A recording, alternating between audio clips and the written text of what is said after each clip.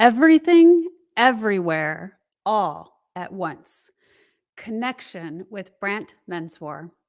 When we have strong connections with others, a clear sense of purpose, and understanding the superpower we bring to the table, we are able to forge deeper, more meaningful bonds.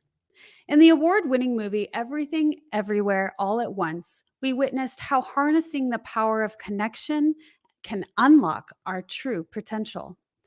While the multiverse fantasies stretched our imagination, the truth of feeling like we are responsible for everything, everywhere, all at once, there is an all too common theme that can lead to frustration and failure. Everyone has the power within themselves, and when we have strong connections with others and a clear sense of purpose, our true potential is unlocked. In this powerful interview, best-selling author and connection expert Brant Menswar reveals the three essential elements of connection. Join us for an insightful session. You won't want to miss this. Welcome to the Wellness Driven Life Show. You're about to go on a wellness-driven ride.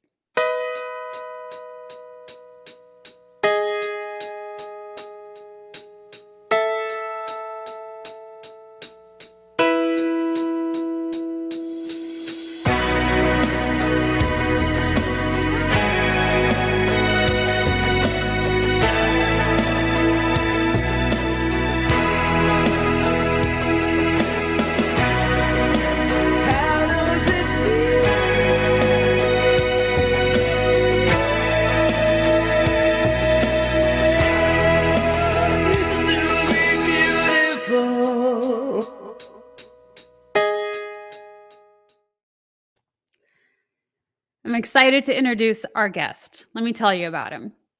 Brant Menswar is a bona fide rock star turned values expert and top 200 podcast host, helping industry leading companies like Netflix, Verizon, Microsoft, ESPN, and more refine what keynote presentations look and sound like.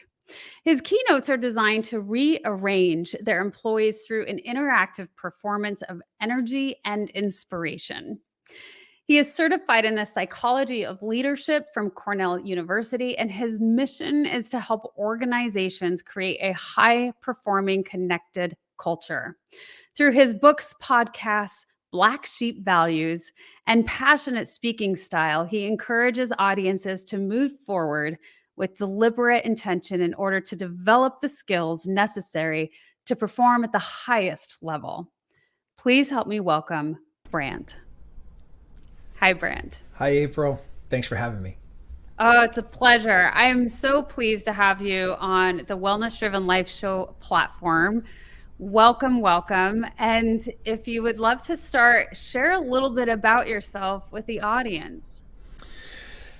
Well, I spent 20 years in the music business, touring with my band Big Kettle Drum, and was very fortunate to sort of make a life for the better part of 2 decades with fans all over the world who enjoyed our brand of sort of Americana blues rock, and retired from that life maybe about 8 years ago. Mostly still do the occasional charity event, raising money for some of the fantastic organizations we work with, but outside of that, sort of transitioned from one stage to another. Now I spend my days on corporate keynote stages, trying to get people to understand what's necessary to become unbreakable leaders.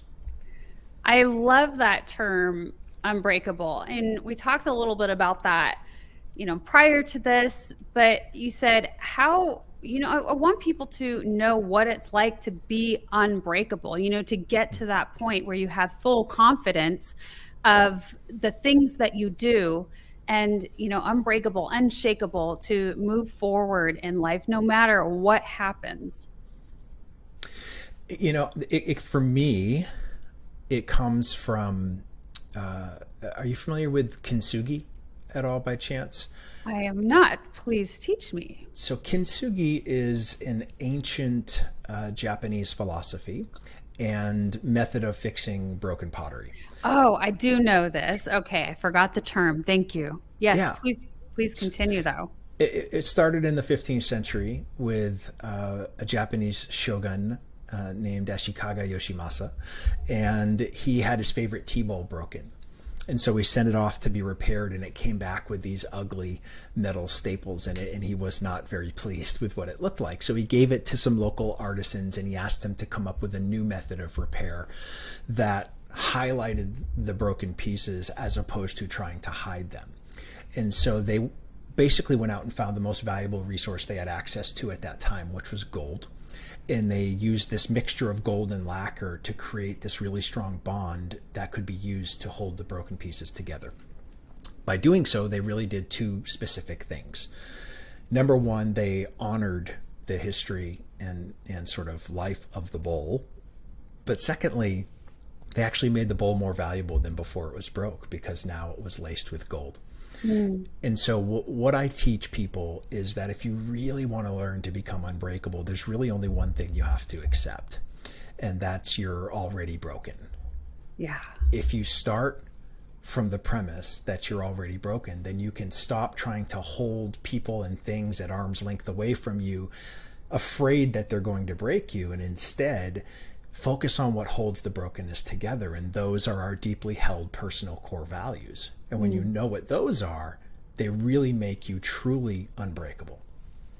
I love that. Yes, and you're stronger too with that which holds us together, right? When we've Sure. had those experiences, we've been broken. And of course, yeah, absolutely coming to the idea of we're going to break.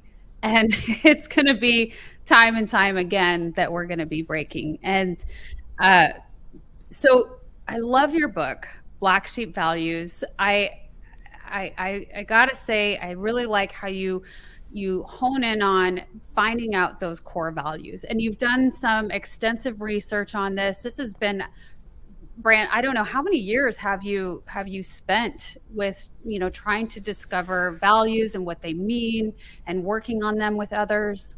Yeah, we're on going on just after 4 years now of sort of focusing in a deep dive into what our personal core values are. We use the term black sheep values because it's built on the metaphor that the reason that farmers don't really value black sheep in the same way as the rest of the flock is because a black sheep's wool cannot be dyed. And so every black sheep in effect is 100% authentically original, and it can't be made or changed into something it wasn't meant to be. And so I believe we all possess a flock of 5 black sheep values, and these are our deepest values at the very core of who we are, the ones that we choose to honor each and every single day. And no matter how much someone wants to try to influence you, those values will not be changed. And so the goal of the book and the assessment and the work and the programs and all that sort of thing is to help people discover what their flock of 5 black sheep values actually are. Right. And that is so cool that you came to that term because, yeah, this is a black sheep is something that can't be changed. It's innately who it is, and you can't disrupt that. And we all have that within us once we figure it out and tap into it, right? And we have the understanding and then the courage to live in that. And so I put your website on, and I did it super early, but I want everybody to know your website because this is where you can access the assessment, correct? That is correct. Okay, Yes. cool. So the website is www.brantmenswar.com. That's BrantMenswar.com. So I want to give that to people early on. It'll also be in the description of this. Many of you will be watching the replay.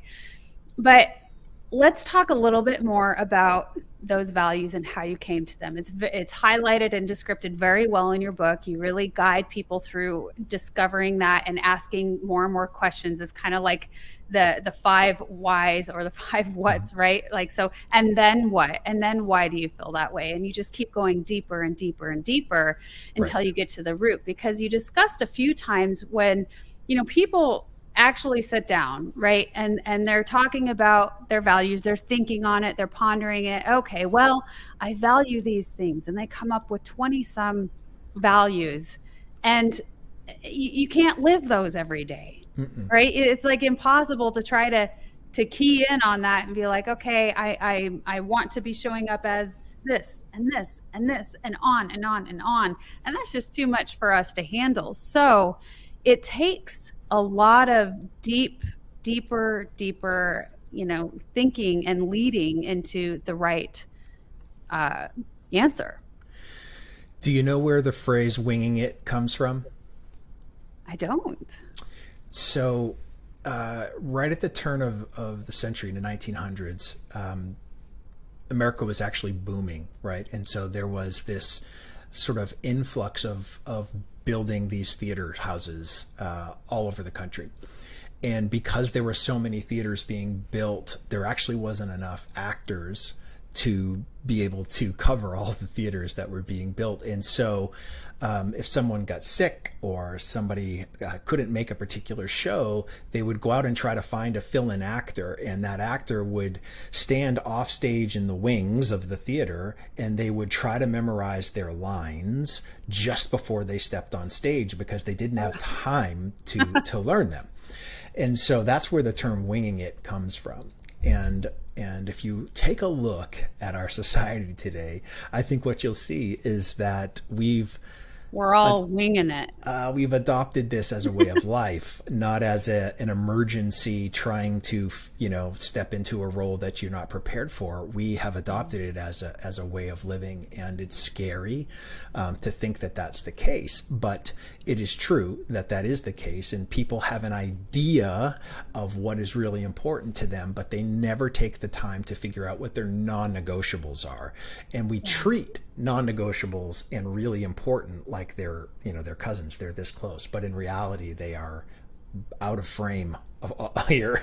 They are so far apart from each other, and until you do the work to discover the difference between non-negotiable and really important, you end up sort of winging it, trying to find the perfect value to help you make a decision in a time that you should be sort of standing on that value as a strong foundation. Right. And so much of this is being clear. Many of us are not clear whatsoever on what it is what we're after, and leading to us winging it and I would go even farther to say that this is where the stress is kicking in, and then everybody's living in this continuous high stress, and then we lead to not doing well, disease, all of the things where now we're no longer performing at all. And if we can't perform well for ourselves, we can't perform well for our loved ones or for anything or anyone else, and it's burnout. Yeah. And so many of us are experiencing that. Now, you go a little bit, not a little bit, a lot of it in your book over some of the things on how you can find out what those values are, questions to ask. And one of my favorite things that you highlighted on is, what are your favorite things? What are some of your favorite things that you love? What's your favorite food? Favorite smell? Yeah. Favorite music? Oh, music is we're so tuned into music. That's what helps. I think it's like activating our souls big time. And you come from the music industry. You're the rock star in the former life, right? And so you definitely know what that is, what that means. It is. So, our favorites, the science behind why we have favorites is really based in this idea that we have these really strong experiences that live in our head and these really strong feelings that live in our heart. And when our head and our heart connect, it engages our limbic brain, right? And our limbic brain is where all of our emotional long-term memory is stored. And so that's why you can remember song lyrics to maybe a song that was written 30 or 40 years ago, and why you have a difficult time maybe connecting or remembering songs written today because they haven't had enough time to really truly become a favorite yet. So one of the things I like to do, and I'm happy to do this with you, April, as well, is do you have maybe a top 3 favorite movie of all time? Oh my gosh. it's so new and I haven't really considered it, but I would have to say it's the one that's in our title. Yeah. That's got to be close to my top. I mean, it moved me on a lot of different levels. It even made me cry, made me Hmm. think of my daughters. Hmm. So, yeah, that's 100% everything, everywhere, all at once. Is let's Can go you with that. can you give us like a 30-second summary of what the movie was, so that for somebody who maybe hasn't seen it, they can figure out sort of a basic premise of Okay. what that movie was about? So, so much of it is about understanding that you can't be everything everywhere all at once, right? Yep. Obviously. Hmm. And it goes into detail of what all of the possibilities, like, so if we start thinking about multi dimensions, Hmm. right, and what our lives would be like on each of those, dimensional levels, so to speak, all of the what ifs, all of the possibilities, it shows you aspects of that and what it is. And um that really, I think what it comes down to is, and kind of like what you go into with our values, is we have this innate part of ourselves, like the black sheep Hmm. of ourselves. Hmm. And you just use that, and you just live that, and you just be present with that. And that's when we show up. And like you were talking about, it's connecting the heart and the mind together. Hmm. Yeah. So, when I talk to people about what some of their favorites are, what I'm doing is I'm listening to the vocabulary you choose to explain Mm. the movie. When you are explaining a favorite, you choose different words than something that really hadn't had an effect on you. So I'm listening for themes that are basically breadcrumbs that would lead me back to what I believe there's a good chance that your black sheep values actually are. And so in that description, I heard themes of perseverance. I heard themes of hope, of impact and connection.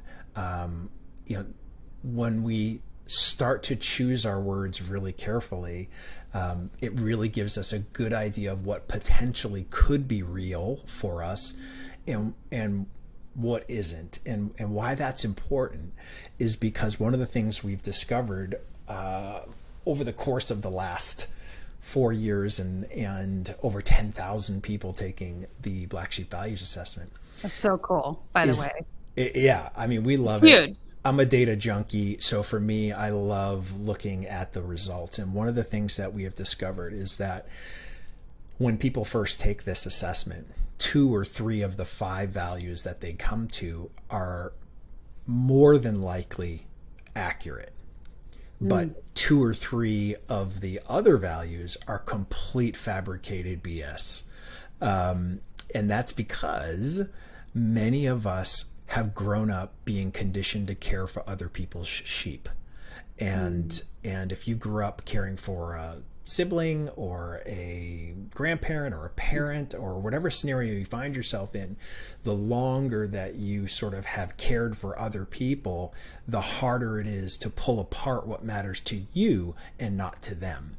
And so, when we do this work, it's not something that, like, oh, I took the assessment, I know what my values are, fantastic, wipe my pans and I'm off to the races. Mm. It is a much longer sort of process to come to what's actually real. You can feel good about your top 2 or 3 because these values, even when you get to them, exist in a hierarchy, right?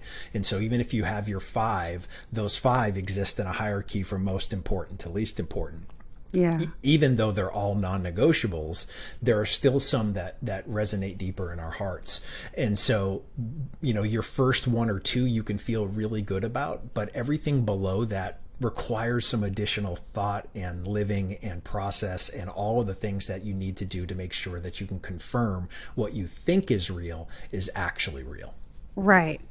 And so while we're on the topic of the assessment, right? And that Mm-hmm. so many people taking it, can you share with us a little bit about what are some of the top, values that most people are Yeah. drawn to? Well, what we've discovered over the last year or so that we've had enough data to really take a look at it, there are what I call 5 binding values that sort of hold society together. These are the most shared values among all people. I'm going to ask you this. What do you think the number one shared value is among all people? Oh gosh.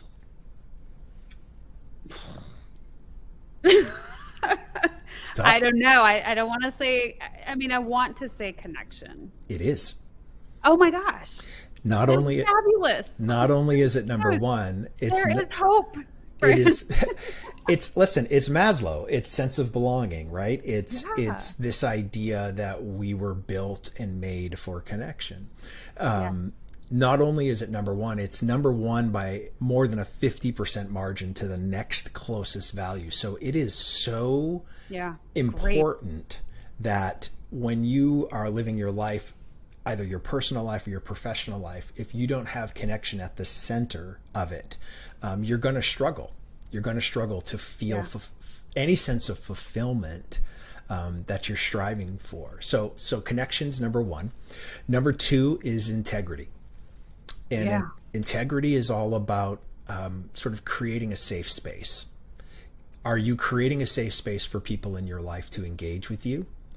Are you yourself putting yourself in safe spaces so that you can be who you truly are? And are you doing the things that you say you're going to do? Are Yep. you a person of your word? And so that's the second. The third is authenticity.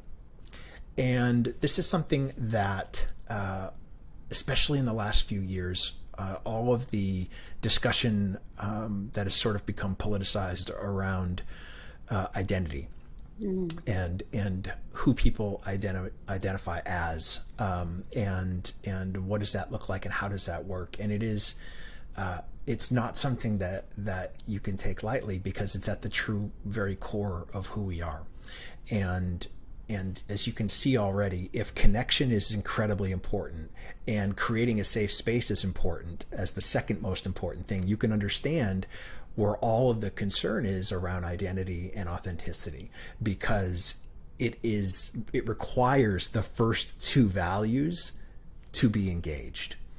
And Yeah. so when someone doesn't feel like they have a safe space to be themselves, then they are not going to connect. And when they don't connect, they feel alone, and they start to suffer, depression and anxiety and all these other sorts of things, because they feel disconnected from the world.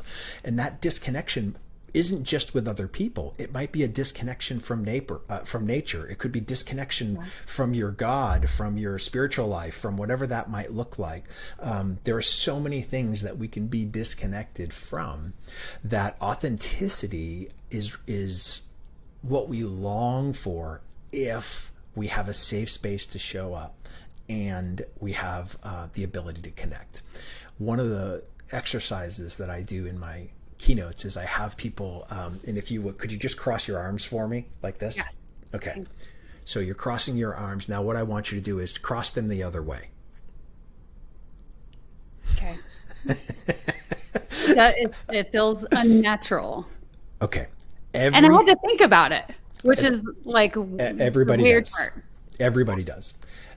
What I want you, and you just said this perfectly, it feels unnatural, right? Every time you ask someone to be inauthentic, this is what you are making them feel. Every time.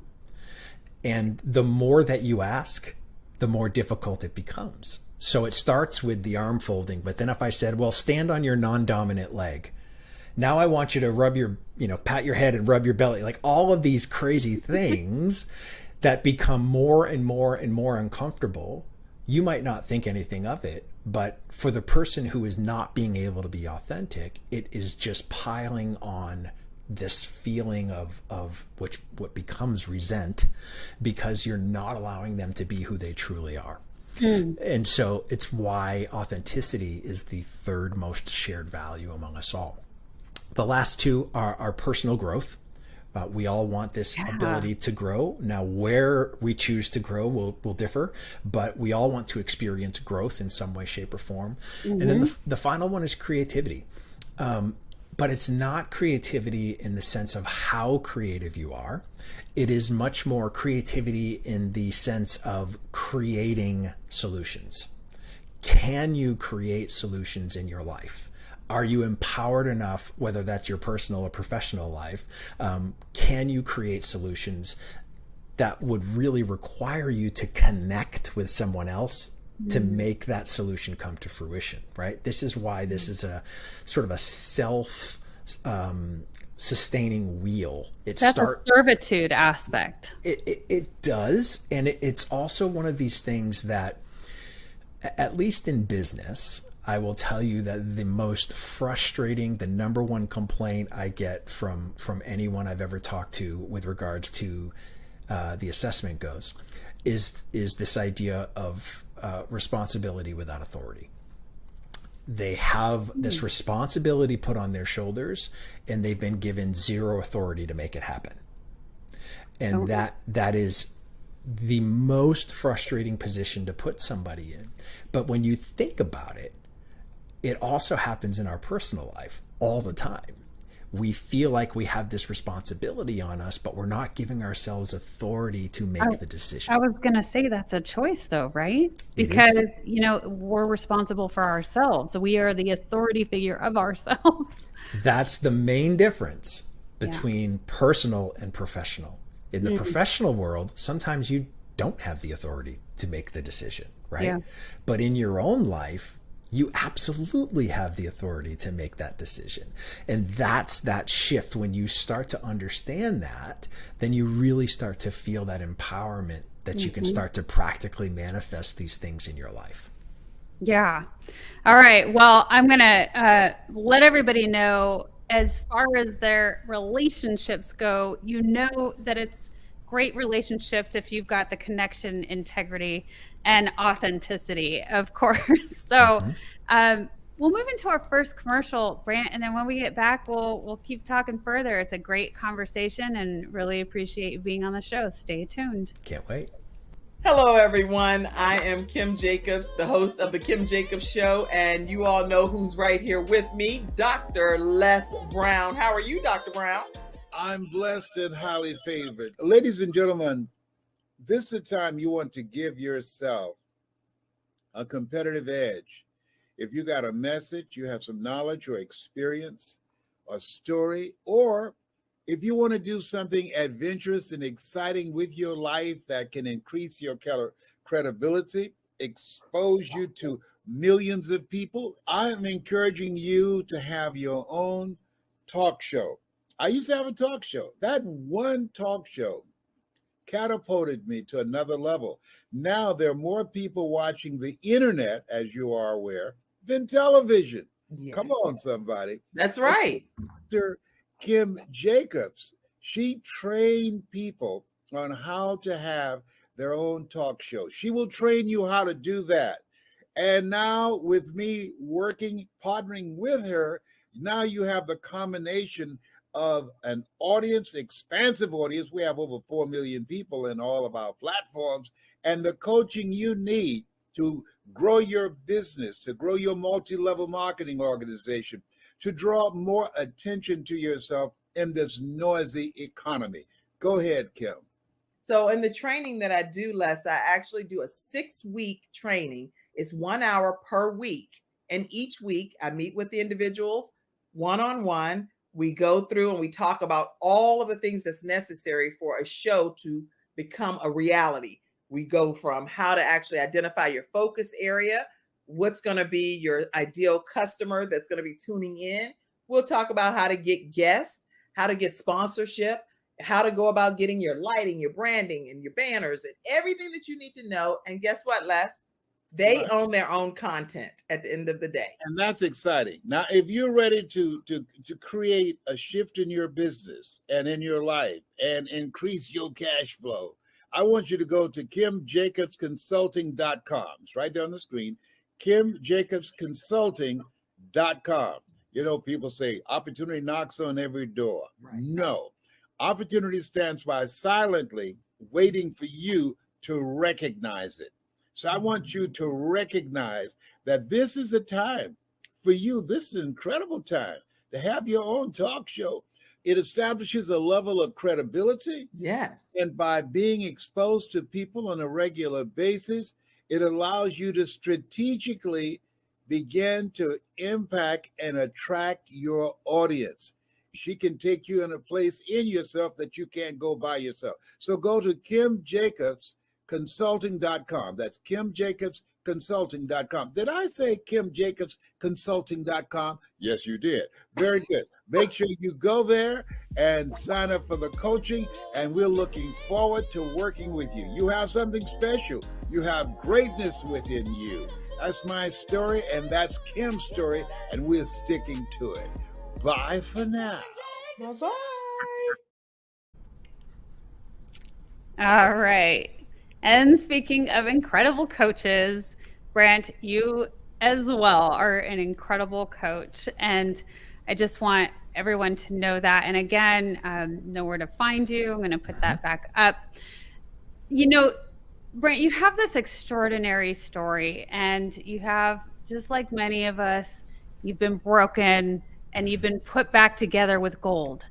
And you have this wonderful story about your son Theo, and you talk about in the book what your values are. Yeah. And you know, I know a lot of that stemmed when you figured that out, when you built those up and you started living them. It had to do and circle around your family and your son Theo. Yeah. Would you like to talk a little bit about that? Sure.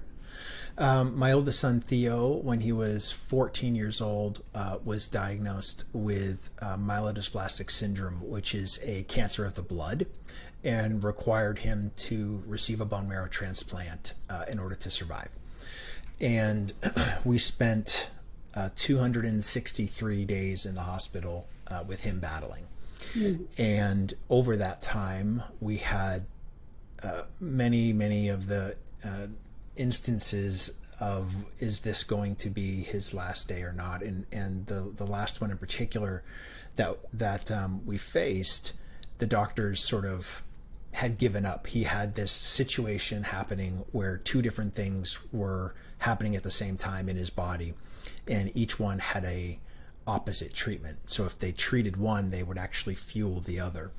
And so the doctors sort of raised their hands and said, we can't do anything else. And so you should, go back to the room and say your goodbyes. We don't think he's going to make it through the night. And so, I sat on the edge of my son's bed and tried to have this conversation. And to be honest with you, as you can imagine, in a moment like that, your emotions are running incredibly high. And I had no idea what to say. And it's because I didn't really know what my non-negotiables were. So when we are in a heightened state of emotion like that, the chance and the opportunity to make bad decisions is astronomical. Yeah. And so, I tried to find these words to say goodbye. And lo and behold, through a miracle, really is all I can describe it as. My brother, during his moment of saying his goodbyes, he was 1,500 miles away and was not going to have time to make it to the hospital. In desperation, filmed himself sitting on a couch, holding up these poster boards, sort of asking for a miracle. My nephew's dying. He's got less than 24 hours. This is what he has. This is what they've tried. If you have any ideas, if you know of anyone who could help, please help us. And he uploaded it to YouTube. And overnight, that video had more than 500,000 views. And I started to get phone calls the next day from doctors all over the world who said, I saw this video and I think I can help. And they changed this diagnosis of no chance of survival into a plan that might actually work in less than 24 hours. And that plan saved Theo's life. And so we, as happy and thrilled as we were during that moment, I spent the next couple of years really beating myself up, going to bed at night with basically one question in my head, which is, I wonder if he thinks I gave up on him, which is a difficult thing to ask yourself, As a parent, yeah. you know. Yeah. But it was a valid question for me, and I vowed to myself that if I ever found myself in that scenario again, I would know exactly what I wanted to say in that moment. And that required me to figure out what my non-negotiables were. Your ability to wing it in the middle of a storm is not very good. I always tell people, if you can picture you standing in the middle of the strongest hurricane or say tornado that you've ever seen, in the center of the tornado, it's very calm. But the minute you go to reach out, because you don't have what you need, so you're going to try to reach out to figure out, what is it do I need to say? What is it that I need to express in this moment? You force yourself into the danger zone where that thing can suck you in and take you someplace you don't want to go. As opposed to having everything you need with you in that moment. And so I did. I did the work. I did the deep dive. I discovered what my values were, which are creativity, hope, impact, empathy, family, and authenticity. Those values, those black sheep values, are how I live my life. It's how I make every decision in my life. I filter everything through those 6 things, and I either honor them or I violate them. It's really that simple. And so, fast forward to 2021, unfortunately, I found myself in the same exact scenario where I sat on the edge of Theo's bed, and this time COVID had grabbed a hold of him in his weakened state, fighting cancer for 9 years. And I was able to have a much different conversation. And even though, I didn't get the result that I wanted as Theo passed in February of 2021, I didn't beat myself up afterwards, because I said everything that I wanted to say. And I was proud of the conversation that I was able to have. And it's only because I was willing to do the work. And since then, it's been tough, as you can imagine. When you lose a child, it doesn't just affect you, it affects everybody around you. It affects how they treat you. It affects the words they choose around you. You become a bit of a landmine for everybody, afraid they're going to say the wrong thing around you. Yeah. And so, for a good 18 months or so, after he passed, I was not in a good place. I sort of put myself on an island. Of course not. I didn't want to talk to anybody. I didn't want to see anybody. I had gained probably 30 pounds. I was miserable. And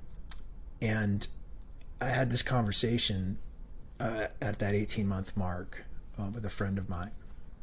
And he said, look, I don't know if you know this or not, but when you die, you really die twice. And he said, the first time is when you leave this earth, but the second time is when your name is spoken for the last time. And if there's one thing I want people to get out of this today, is that your goal in life should be for your second life to outlive your first. And part of my goal is to make sure that Theo's name is on your lips. Because I want his legacy, I want his fight, I want his inspiration. He actually drew the cover of the Black Sheep book that's tattooed here on my arm. Yeah. His story is going to outlive his time here on Earth, and that's part of my job, to continue his legacy. My story, my impact that I want on, while I'm here,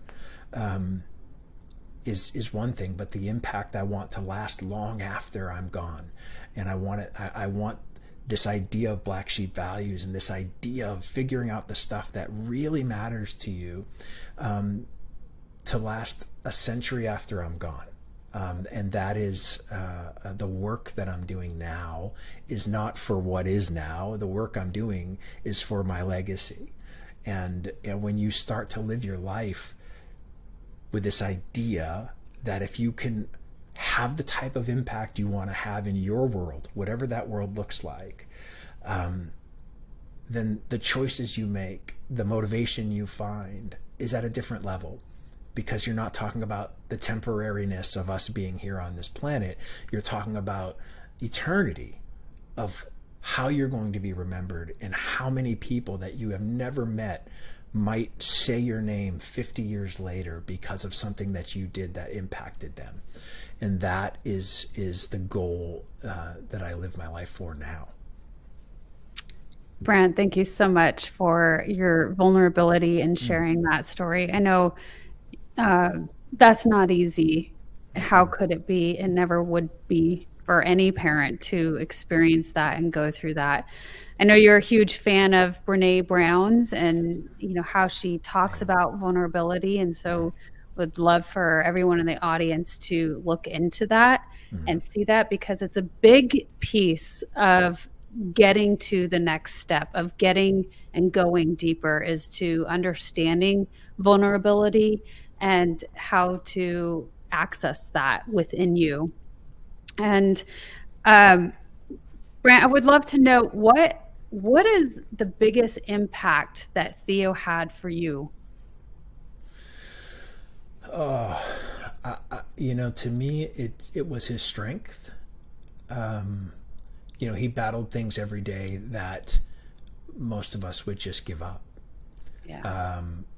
He when you're on steroids, as long as he was on, it wreaks havoc in your body. It makes your bones brittle. It makes your skin brittle. He broke his hip. He broke his leg. All of these things that were 10 times worse than the disease that started the whole thing. Yeah. And the meds really took their toll on him. And he had his bad days for sure, but he always still got up every day and found himself working towards the things that he wanted to see happen for him in his life. And that is sort of, I think his biggest gift for me was perspective, right? If I got stuck in traffic and I'm 5 minutes late for something, pardon my French, but who gives a shit? If that is what I was letting trigger me before and send me down these paths of being upset, the perspective really has helped me be able to say, how would Theo respond to something like this? And I would watch him on occasion, sort of put people in their place, and it helps to sort of reframe whatever it is that you're facing in a moment, to know that there's a good chance that it's probably not life or death. And so Right. why are you acting like it is? Yeah. Perseverance, not said lightly, and perspective is, yeah, it's key, and it'll change everything and how we respond.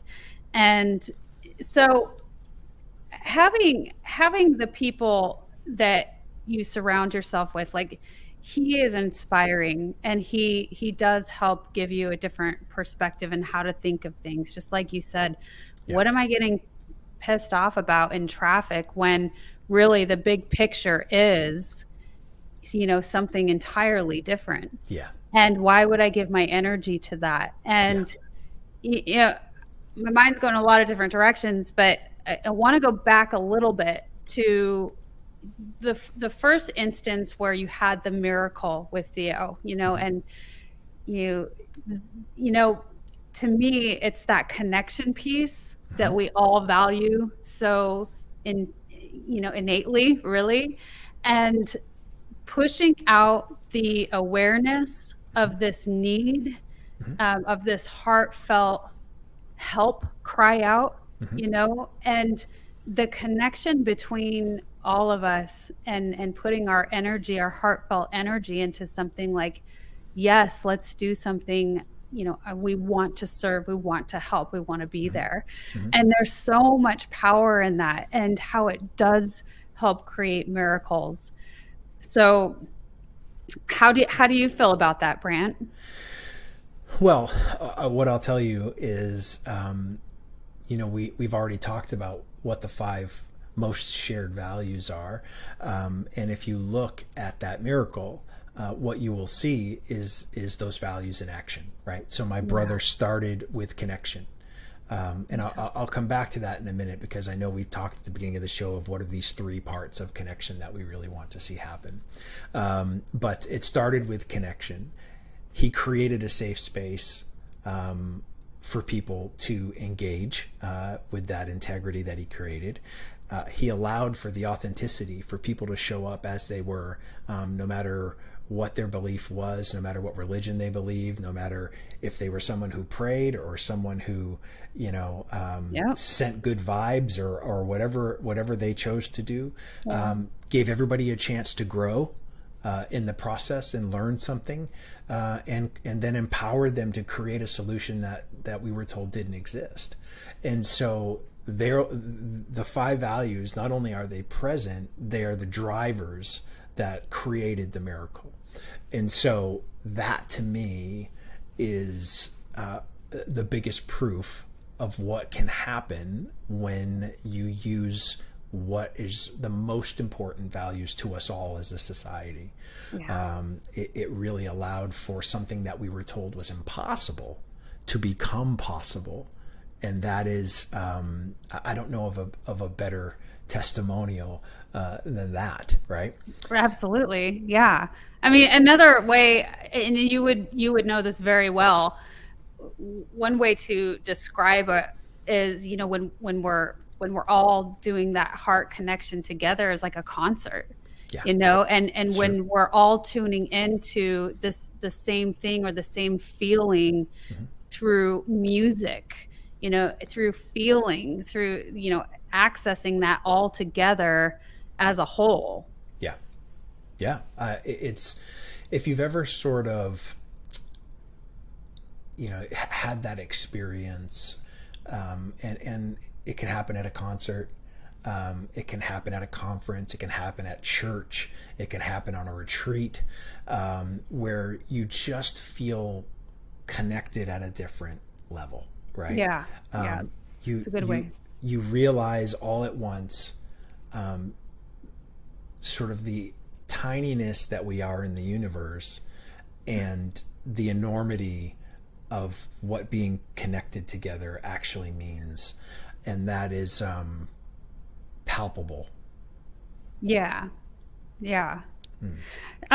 So I want to go back to also, Theo being this so inspiring.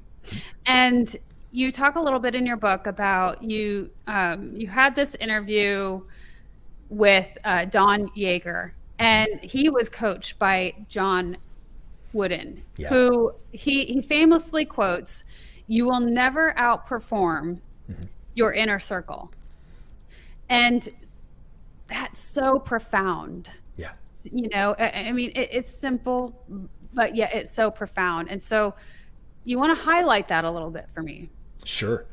So, one of the things that I talk about when it comes to connection, now that we know how important connection is to us all, the first thing that you have to do is sort of define your network, right? And so what I have people do is comes directly from John Wooden, who, coached Don Yeager.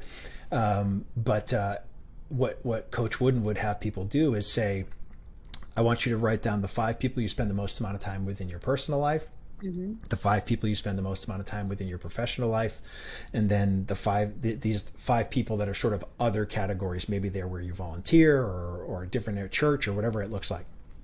And so he would take those 15 people and he would tell somebody that now you need to sort of get down to the five that will be in your inner circle.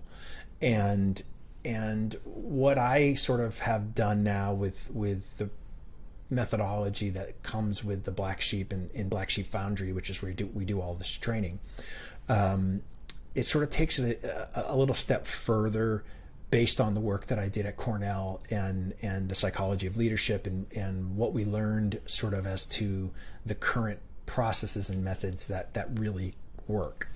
And so the first thing that you have to do is define your network, not just from those people as to who you're connected to. There are really three types of people when it comes to connection. And I call them amplifiers, bystanders, and limiters. So an amplifier is somebody who is going to amplify your message no matter what. They're cheerleaders, right? They're on board with you. They are behind you. They're rooting for you. And that's sort of the people that we find that are supportive, that are part of our network, who are constantly our champions. Bystanders are people who stand on the sideline and watch until they're asked to participate. and that's okay. And then finally, limiters are people who are, I'm going to give the benefit of the doubt, they're not somebody who is purposefully trying to limit you, although there are a few of those. These are people who require so much effort to connect with that it detracts from the time that you could be spending with amplifiers or converting bystanders. And so when I say define your network, it starts with those 15 people, but then for each one of those people, are they an amplifier, are they a bystander, or are they a limiter? And then what you start to do is see who you truly have surrounding you in your inner circle. Yeah. And when it comes to that 5 and choosing those 5, they have to be amplifiers. You do not want to have somebody who is not an amplifier in your inner circle, because that's not going to take you where you want to be. That doesn't mean they can't give you tough love. That doesn't mean that they can't question you and check you into the boards if they need to. But what it means is that they have to be a champion of yours at heart. And that is sort of, it goes from defining your network to then aligning your network, right? So now that I know that I have these 5 amplifiers that I'm spending the most amount of time with, I have to sort of align them towards the goal of which I have set for myself. And once that happens, that's when you start to see that incredible progress that leads to those breakthroughs that we all long for. Oh, that's so cool. Very, very powerful. Thank you so much. We'll go into a brief commercial, and then when we get back, I want to know how to contact you and the what's next. So stay tuned.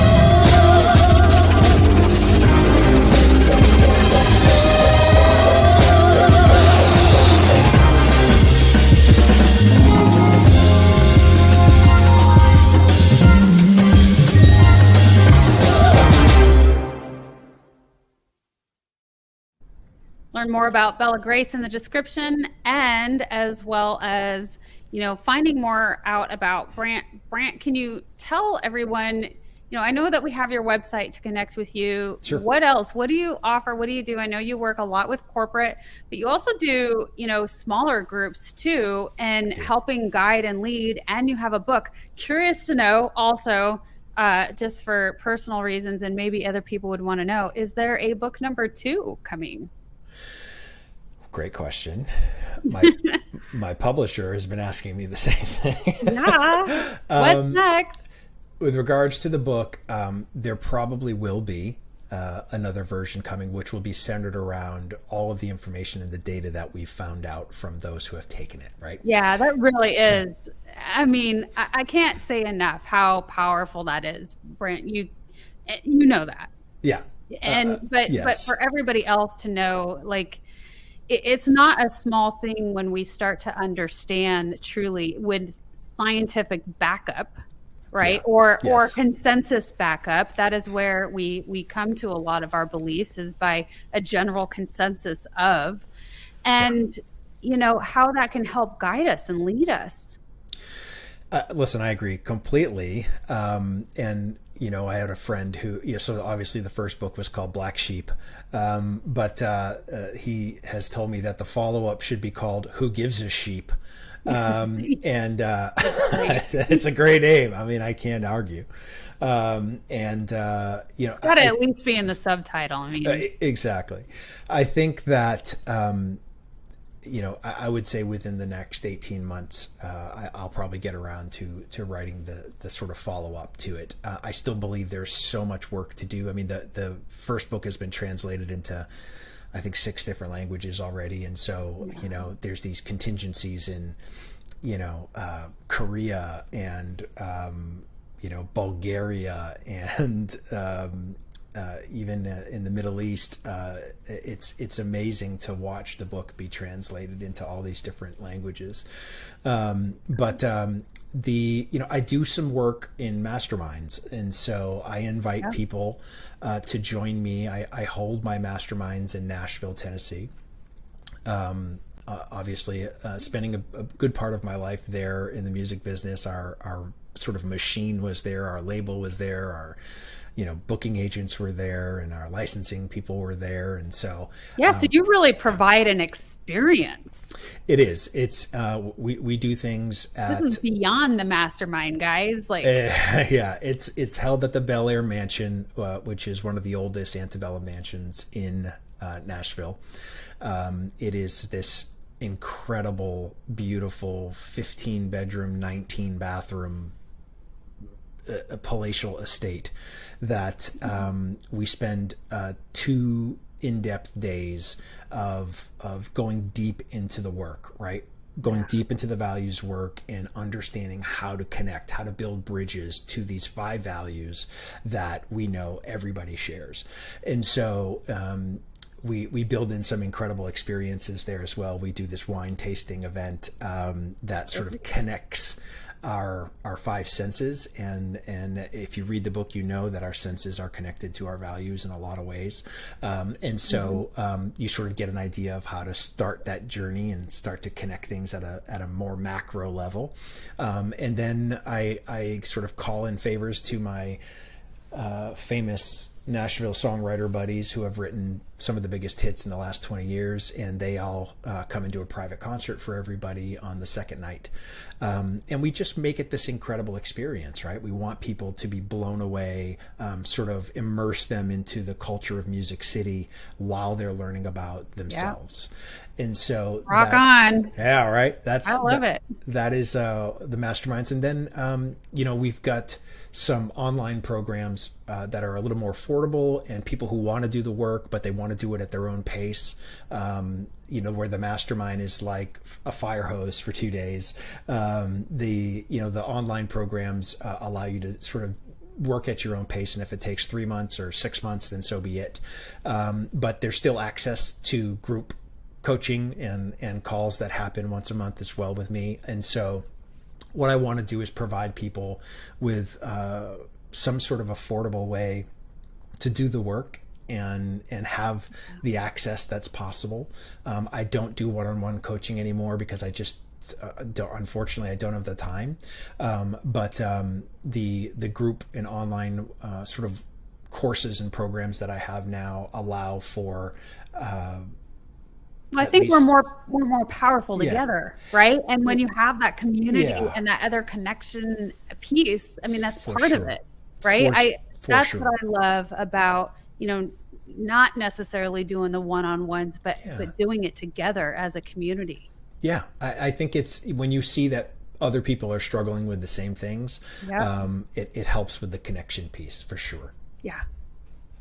Well, Brant, I'm going to create, we're going to be there. We're going to do one of your masterminds. I'm going to create that. I'm thinking, as I'm thinking on the top of my head, I think I'm going to do it on a higher level Patreon membership. So, because I think that is awesome. And, everybody needs to listen to your book first. And I shouldn't say listen, read or listen. I personally did the Audible because I do a lot of my reading that way and investigating that way because I like to do it on walks. But what I loved about yours, which is very unique, I don't know if I've heard any others, but you add music into it, into the background, and it's you. And I love that aspect because I'm a rocker at heart.